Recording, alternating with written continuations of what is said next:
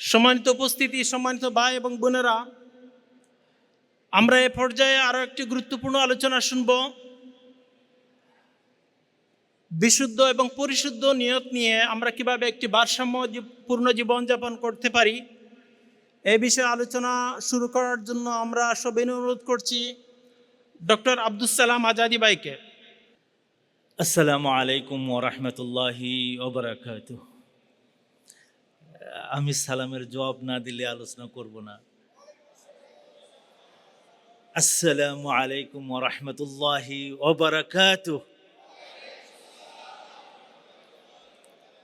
আলহামদুলিল্লাহ, আলহামদুলিল্লাহি রাব্বিল আলামিন, ওয়াসসালাতু ওয়াসসালামু আলা আশরাফিল আম্বিয়াই ওয়াস সাইয়্যিদিল মুরসালিন ওয়া আলা আলিহি আত-তাইয়্যিবিন আত-তাহিরিন ওয়া আলা সাহাবাতিহি আজমাইন ওয়া আলা মান নাহাজা মানহাজাহুম ওয়া সালাকা মাসলাকাহুম ইলা ইয়াউমিদ্দিন।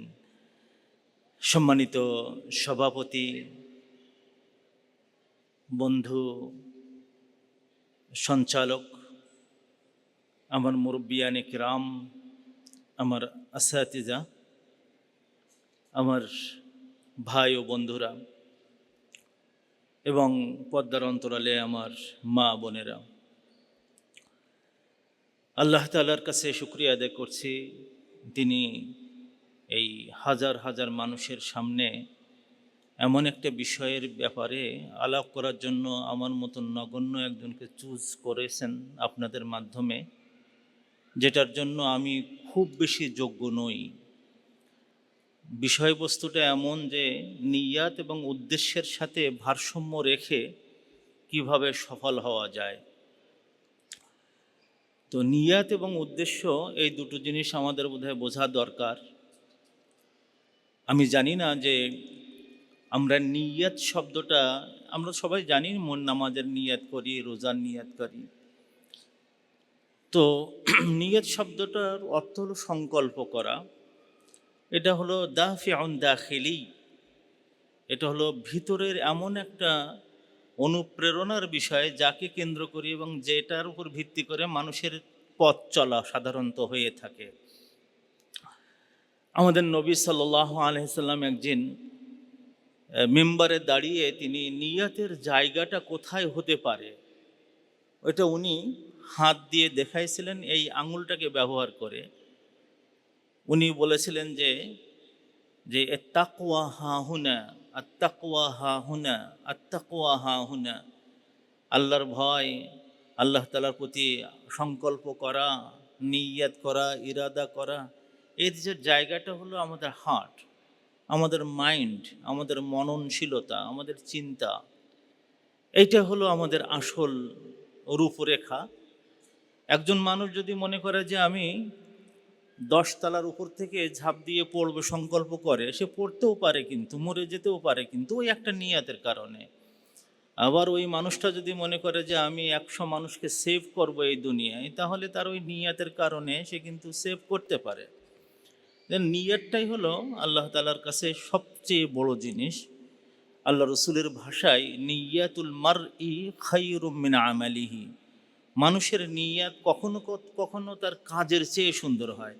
এটা আমি আমার জীবন দিয়ে দেখেছি এইভাবে যে আমি যখন একটা কাজের নিয়াত করি, আমি যদি 5 বছরের নিয়াত করে একটা কাজ শুরু করে দেখেছি, 5 বছরের যে পরে যে আমার নিয়াত অনুযায়ী যা চেষ্টা করছিলাম, আল্লাহু আকবার, দেখি তার 30%, 40%, 50, কখনো আমি 60-70%-এর উপরে যেতে পারি নাই। এর কারণ কি? কারণ আমার নিয়াত যেটা ছিল সেই অনুযায়ী আমি অনুকূল পরিবেশ, আমার শরীর স্বাস্থ্য, আমার জীবনযাপন, এগুলো আমাকে হেল্প করে নাই। ফলে আমার যে টার্গেট রেখেছিলাম 5 বছর পরে, সেটা একটু কম পেয়েছি। এই জন্য আমাদের নবী বলেছেন, ও মানুষেরা, তোমাদের নিয়াতটাকে বড় রাখো। ইজা তলাবতু বিজা সাআলতুমুল্লাহাল জান্নাতা ফাসআলুল ফিরদাউসা, যখন তোমরা আল্লাহর কাছে কোনো জান্নাত চাবা, তখন ছোটোখাটো জিনিস চাইবা না, চাইবা একেবারে জান্নাতুল ফিরদাউস। কারণ হলো এই মনের মধ্যে যে নিয়াতটা রেখেছো, এইটার অনুযায়ী কিন্তু তোমার ভবিষ্যতের অবজেক্টিভ পূরণ হওয়া না হওয়া এটা বোঝায়। তো এইটা যদি আমার নিয়াত হয় এবং নিয়াত যদি আমার জীবনের গুরুত্বপূর্ণ একটা এলিমেন্ট হয়, তাহলে আমাদের আকাঙ্ক্ষা কি রাখতে হবে। আমি আমার জীবনে আমি মানে ছোটোবেলা থেকে শিক্ষক, মানে ক্লাস 10 পাশ করার পর থেকে আমার উস্তাদ আমাকে ক্লাস 10-এ পড়ানো শুরু করেছিলেন। তো শিক্ষকতা করতে যেয়ে আমার জীবনে যত ছাত্র এবং ছাত্র পেয়েছি, যখন ওদের কাছে জিজ্ঞেস করেছি তোমরা ভবিষ্যতে কি হতে চাও বা ভবিষ্যৎ তোমার চিন্তাটা কি, তো আমাদের সমাজে কেন জানি না একতলা বিল্ডিং, 10 বিঘা জমি, ডাক্তার হওয়া, ইঞ্জিনিয়ার হওয়া ইত্যাদি ইত্যাদি, অথবা যারা একটু শিক্ষিত হয়েছে পাশ্চাত্যে, আমেরিকায়, নিউ ইয়র্কে, ওয়াশিংটনে অথবা ডালাসে একটা নতুন বাড়ি করা নিয়ে, মানে আকাঙ্ক্ষার শেষ। এটা হলো আমার টার্গেটের মধ্যে। আল্লাহ তাআলা এইসব টার্গেটগুলোকে খুব বেশি মূল্য দেন না।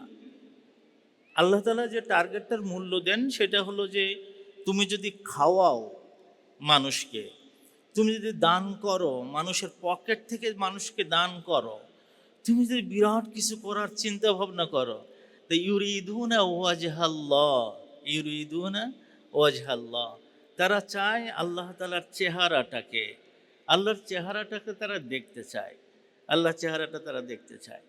এবং এটাকেই আল্লাহ তাআলা বলেছেন যে কিছু মানুষের অবস্থা হবে এইরকম যে তারা চাইবে যে উজুহু ইয়াউমাইদিন নাযিরাতুন ইলা রাব্বিহা নাযিরা, চেহারাগুলো কিছু থাকবে তাদের মানে পাওয়ার শেষ সীমানাটা হলো এই যে তারা তাকিয়েই রয়েছে, তাকিয়েই রয়েছে, তাকিয়েই রয়েছে ইলা রাব্বিহা, তার রবের দিকে। এটা কখন হবে জানেন?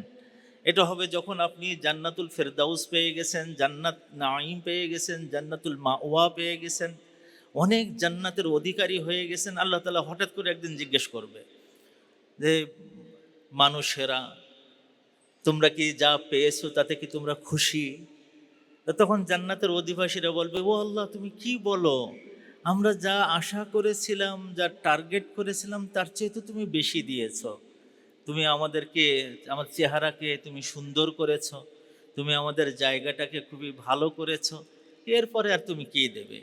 তখন আল্লাহ তাআলা তার সামনে থেকে 70,000 নূরের পর্দা খুলে দেবেন। খুলে দেওয়ার পরে মানুষেরা তাকিয়ে থাকবে, উজুহু ইয়াউমাইদিন নাযিরা, সেই সত্তা, যেই সত্তার জন্য একজন মানুষ প্রত্যাহিক নামাজ পড়তো এবং নামাজের সবসময় আগের কাতারে থাকতো, এবং নামাজ যখন পড়তো তখন ছেলে মেয়ে, স্বামী স্ত্রী, আশেপাশের লোকজন তাকিয়ে থাকতো, আহ কত সুন্দর নামাজ পড়ে। হ্যাঁ, এই যে কষ্টগুলো করতো ওই চেহারাটা দেখার জন্য, ওই মোমেন্টটা নিয়ে আসার জন্য। দান করতে করতে এমন করে করে দান করতেছে, একজন মহিলা বলতেছে, এই কবিলার লোকেরা তোমরা শিগগির ইসলাম গ্রহণ করো। তো কেন? বলে আমি মুহাম্মদকে দেখে আসছি। আল্লাহ, আমি মুহাম্মদ সাল্লাল্লাহু আলাইহি সাল্লামকে দেখে আসছি, তিনি যখন দান করতে থাকেন লা ইয়াখাফুল ফাকরা, তিনি দারিদ্র্যের ভয় করেন না, পকেট উজাড় করে দান করতে থাকে। এই যে কাজগুলো করতেছেন, আল্লাহ বলছেন ইউরিদুনা ওয়াজহাল্লাহ, তারা আল্লাহ তাআলার চেহারাটাকে দেখতে চায়। এই দুনিয়াতে যখন ওই অ্যাচিভমেন্টটা আশা করে মানুষ, তখন সেই অ্যাচিভমেন্টটাই আমাদের আল্লাহ তাআলা আমাদের কাছে চেয়েছেন যে তুমি ওইটা চাও। কেউ কেউ বলেছেন, কোরআনে কোনো কোনো জায়গায় আছে যে ও তুমি মনে করতেছো যে জাহান্নাম থেকে বেঁচে জান্নাত পেলেই হলো, সেটাও তোমার সফলতা, কিন্তু সফলতার মূল জায়গা হলো ওই জায়গাটা। তো ওই যে চেহারাটা দেখার জন্য কিছু মানসিকতা লাগে, যে নিয়াতটা লাগে, সে নিয়াতটা একটা দারুণ নিয়াত, দারুণ নিয়াত। এখন এই যে নিয়াতটা আমরা বাঁধতে পারবো কিনা জানি না। আমরা কি ওই রকম একটা নিয়াত বাঁধবো বলে আশা করতে পারি? সবাই একটু হাত জাগাতে পারেন একটু, সবাই ইনশাআল্লাহ একটু ভালো নিয়াত করতে পারবো ইনশাআল্লাহ। সেই নিয়াতটা আমার আল্লাহ তাআলা সূরা আল ফাতহের শেষের আয়াতে আমাদের নবী কেমন ছিলেন, সাহাবারা কেমন ছিলেন, তারপরে তারা কিভাবে বেড়ে উঠেছেন তার একটা ইতিহাস সূরা আল ফাতহের শেষের আয়াতে 28 নম্বর আয়াতে আল্লাহ তাআলা উল্লেখ করেছেন। সেখানে উল্লেখ করতে যেয়ে বলছেন ইয়াবতাগুনা ফাদলাম মিনাল্লাহি ওয়া রিদওয়ানা, ওরা যে কাজই করুক না কেন সেই কাজ করতে যেয়ে তারা আশা আশা করে, তারা ফদলাম মিনাল্লাহ, আল্লাহর কৃপা চায়, আল্লাহর করুণা চায়। দুনিয়াতে আমল করার পরে যদি আপনি মনে করেন যে আমি আমল করেছি, এই জানো আমি তাহাজ্জুদ নামাজ পড়েছি, ইউরিদুনা ফদলান হয়নি, এটা ইয়াবতাগুনা ফদলান হয়নি। বরং ওই সময় যদি কেউ মনে করে আল্লাহ আমি তো শেষ রাত্রে উঠলাম, একটু কাজ করলাম, আমি কয় রাকাত নামাজ পড়লাম, তোমার নবীর মতন নামাজ হয়নি, কিন্তু তুমি একটু গ্রেস দিয়ে পাশ করাই দিও, তুমি একটু বেশি নাম্বার দিয়ে আমাকে জান্নাত দিও। এটা ফদলাম মিনাল্লাহি ওয়া রিদওয়ানা। একটা হলো আল্লাহর ফদল আশা করে আমরা দুনিয়ায় কাজ করা, আর একটা হলো রিদওয়ানা, আল্লাহর সন্তুষ্টি। আমাকে দেখে আল্লাহ তাআলা হাসবেন, আমাকে দেখে বলবেন বান্দা তুই জান্নাতে যা, তোর আর হিসাব আজকে নিচ্ছি না। আমাকে দেখে বলবেন বান্দা তুই কি চাস, তোর হিসাবগুলো আজকে খুব হালকা করে দেব। ওই ইহাসাবু হিসাবান ইয়াসীরা, খুবই হালকা, তোর একটা বিচার নেও। একজনকে ডাকবেন, ডেকে তারপরে তার ওই নূরের মধ্যে ঢেকে রাখবেন, দেখে এরকম, এই বান্দা তুই কি ওই দিন ওই সময় এই কাজটা করেছিলে? তখন বান্দা বলবে আল্লাহ আমি তো এরকম করেছিলাম। আবার জিজ্ঞেস করবেন অমুক দিন, অমুক মাসে, অমুক দিন, অমুক সময় তুই কি এই কাজটা করেছিলে? তা আল্লাহ করেছিলাম বলার পরে সে কাঁপা শুরু করবে। তখন বলে তুমি কাঁদছো কেন, কাঁপছো কেন? বলে আল্লাহ আমি তো দুনিয়ায় এমনও কিছু কাজ করেছি, তুমি যা জিজ্ঞেস করছো সব সাগীরা গুনাহ, ছোট ছোট, কিন্তু আমি তো অনেক বড় গুনাহ করে ফেলেছি আল্লাহ। তুমি যদি বলো জিজ্ঞেস করো আমি কিভাবে জবাব দেবো? আল্লাহ তাআলা বলবেন ওই দিন যে বান্দা দুনিয়াতে আমি তোর ওই গুনাহগুলোকে গোপন করে রাখছিলাম, আজকে তোমাকে আমি কোনো হিসাব নিচ্ছি না, আজকেও গোপন করছে, যাও তুমি জান্নাতে চলে যাও।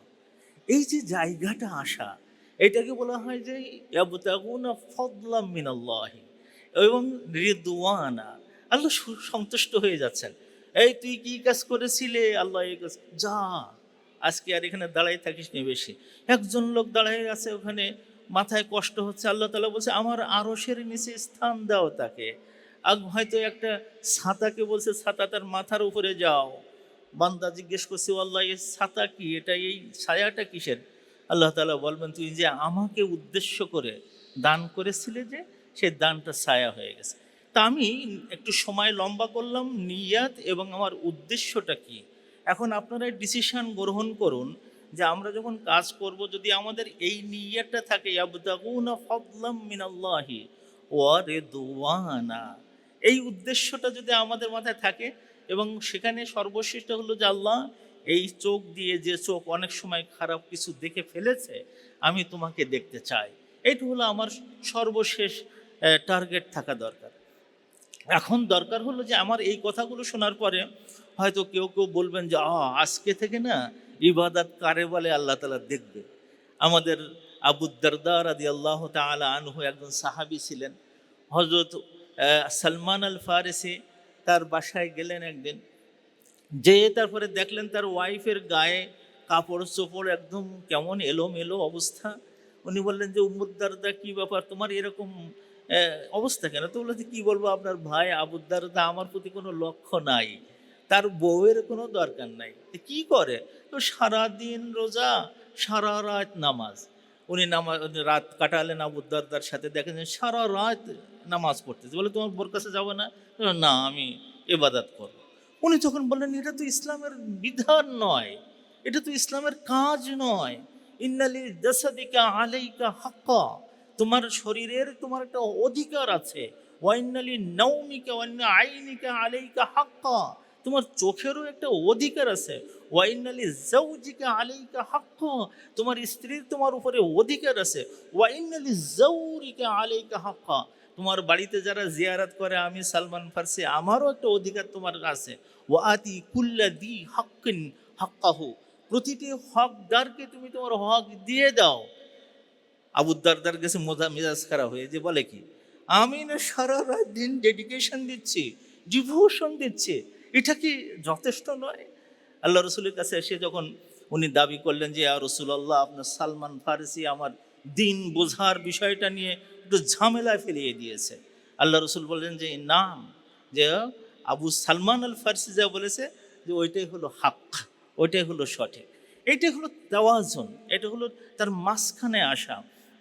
ইসলামকে আল্লাহ তাআলা এতটুকু করে দিয়েছেন, এটা আহ, একেবারে ইহুদিদের মতন আমাদের করে দেয়নি। তাদের বিশ্বাসটা হলো যে আল্লাহ তাআলা সবসময় শাস্তি দেয়, আবার নাসারাদের মতন করে দেয়নি যে আল্লাহ সবসময় ঢিলা দেয়, যত পাপ করো কোনো সমস্যা নেই, ঈসা আলাইহিস সালাম আছে তোমাকে জান্নাতে দেবে। ইসলাম বলে না, তোমাকে ওয়াকাযালিকা জাআলনাকুম উম্মাতান ওয়াসাতা, এর মাঝখানে একটা সুন্দর তাওয়াজুনের, একটা সুন্দর ব্যালেন্সের এটা ধর্ম, যে তোমার চিন্তার মধ্যে রাখো যে আল্লাহ যেমন তোমাকে ভালোবাসেন, আল্লাহ তোমার উপরে রাগও করেন।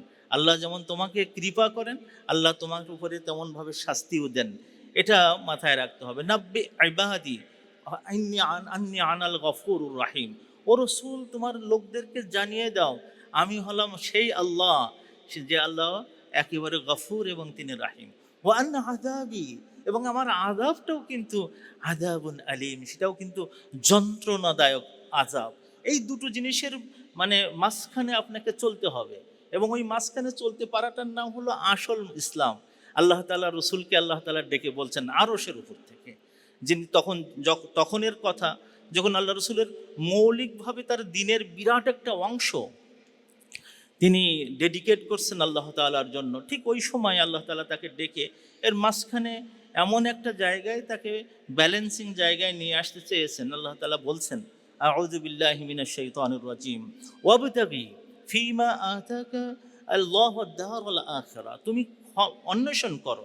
এই অন্বেষণ করতে যে শব্দটা বলছেন আল্লাহ তাআলা, সেটা হলো ফীমা, ফীমা অবতাগি ফীমা, ওর মধ্যেই যা তোমাকে দান করেছেন আল্লাহ তাআলা তোমাকে আখিরাতের দান করেছেন। আমাদের নবীকে আল্লাহ তাআলা যা দান করেছেন সেটা খুঁজতে বলেছেন এই দুনিয়াতেই, তাকে দান করেছেন আল্লাহ তাআলা। নিজে বলে দেননি যে হে মুহাম্মদ সাল্লাল্লাহু আলাইহি সাল্লাম, আরশের নিচে যে মাকামে মাহমুদটা আছে আমি তোমাকে কিন্তু ওটা দেব, এটা বলেননি। বলে স্বপ্ন দেখিয়েছেন। আল্লাহ রসুল যখন মাকামে মাহমুদ দেখছেন তিনি বলছেন এত সুন্দর জায়গা, জিবরিল এটা কার? জিবরিলও বলে দিয়েছেন হিয়ালিপূর্ণ জবাব, এটা একজন নবীকে দেওয়া হবে। আল্লাহ তাআলা কোরআনের মধ্যে বলেছেন আসা তোমাকে আইয়াবা আসাকা রব্বুকা মাকামাম মাহমুদা, আশা করা যায় সম্ভবত তোমাকে মাকামে মাহমুদে নিয়ে যাবেন। এই যে জায়গাটা আল্লাহ তাআলা মানে তাকে দিয়েছেন, তাকে শাফাআতের মর্যাদা দিয়েছেন, তাকে প্রথম জান্নাতে যাওয়ার মর্যাদা দিয়েছেন, তিনি সমস্ত নবীদের শহীদ হবেন, সাক্ষ্যদাতা হবেন, এই মর্যাদা দিয়েছেন। ওগুলোকে আল্লাহ তাআলা বলছেন তুমি দুনিয়াতে খোঁজো, তুমি দুনিয়াতে খোঁজো। তাহলে এইগুলো খুঁজতে গেলে কিন্তু আসলে সারা রাত দিনের সময় আর তেমন দুনিয়াকে দেওয়া থাকে না।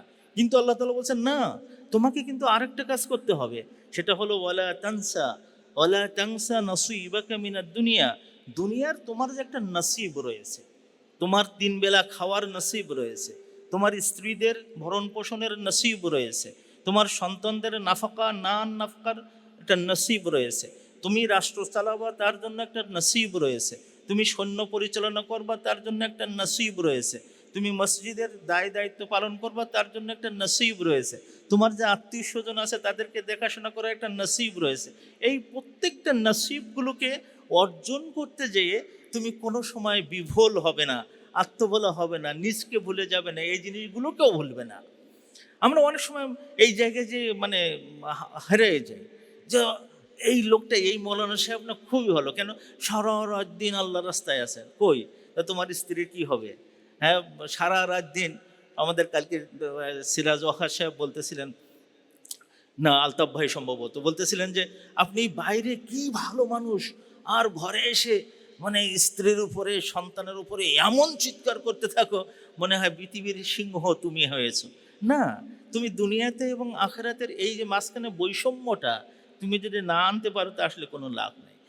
আমাদের বৈষম্য সাংঘাতিকভাবে চলে গেছে। আমাদের সন্তানদেরকে কিভাবে লালন পালন করতে হবে।